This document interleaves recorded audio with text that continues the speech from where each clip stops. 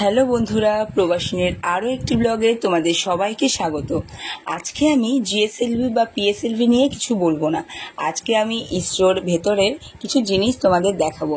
ইসরোর ভেতরের রাস্তাঘাট, আমরা এখানে কিভাবে থাকি, আমার ছোট্ট কাব্য।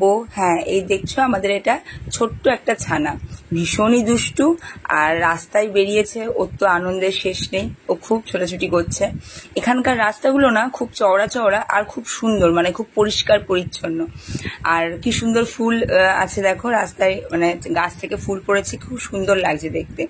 এখানে কিন্তু আমাদের দিককার মতো, মানে ওয়েস্ট বেঙ্গলের মতো বা আমাদের কলকাতার মতো এখানে কিন্তু খুব একটা রাস্তায় গাড়ি ঘোড়া চলে না। শুধু অফিস টাইমে, মানে সকালে 9টা থেকে 10:30টার মধ্যে, আর সন্ধ্যাবেলা মানে বিকেলবেলা 5টা থেকে 6:30টার মধ্যে এখানে গাড়ি ঘোড়া মোটামুটি তুমি দেখতে পাবে। তাছাড়া রাস্তাগুলো ফাঁকাই থাকে। এখানে বেরিয়ে বেশ হাঁটতে ভালো লাগে, মানে রাস্তাগুলো ফাঁকা আর ভীষণ হাওয়া দেয়। যেহেতু আমাদের চারিপাশে এত গাছপালা আর সমুদ্র দিয়ে ঘেরা জায়গাটা, তো সন্ধ্যের দিকে বেশ হাওয়া দেয় এখানে।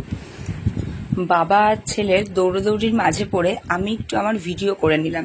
কি করব, আমি বেচারা চুপচাপ ফোন নিয়ে হাঁটছি আর বাবা আর ছেলে দৌড়োদৌড়ি করছে।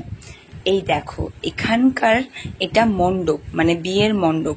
সাধারণত এখানে বিয়ে হলে বা মন্দিরে পুজো হলে এই রকমই নারকেল গাছের পাতা দিয়ে মণ্ডপ তৈরি করা হয়, নারকেল গাছের পাতা আর টুনি লাইট। দেখো এই প্যান্ডেল কিন্তু এদের বিয়ের 1 মাস পরে আমি তুলছি, প্যান্ডেলের ভিডিওটা করছি 1 মাস পরে। মানে এখানে প্রায় 1.5-2 মাস মতো এরকম প্যান্ডেলটা অ্যাজ ইট ইজ থেকে যায়। মানে আমাদের ওখানে যেমন কিছুদিন পর খুলে দেওয়া হয়, 2-1 দিন কি 1 সপ্তাহ বড়জোর, কিন্তু এখানে কিন্তু খোলা হয় না।